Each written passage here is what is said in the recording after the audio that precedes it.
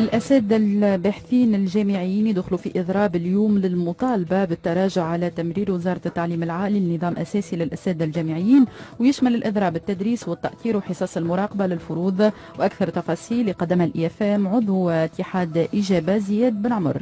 مشروع النظام الاساسي هذا خطير وخطير جدا، ما يحكيش بتاتا على التبعات الماليه، ونعرفوا انه ما فماش نظام اساسي في العالم ما فيش التبعات الماليه، وكان اقتراح مشروع النظام الاساسي من اجل طلبنا في سلم التاجيل. الحاجه الثانيه، مشروع النظام الاساسي هذا ما يرتقيش حتى الى الحد الادنى من المواصفات العالميه. في المواصفات العالميه فما زوز رتب في الاغلب، في بعض الاحيان فما 3 رتب، لهنا يطلعون ب7 رتب، وكل 4 سنوات تستعد على لجان قدام الجامعه او ارتقاء او انفتاح، وهذا معناها هو وضع الجامعه تحت سيطرة اللوبيات المتنفذة اللي فسدت الجامعة التونسية. اليوم مش يفتحوا باب المناظرات الداخلية، وهذا مش يسكر باب الانتداب الخارجي للدكاترة معطلين عن العمل.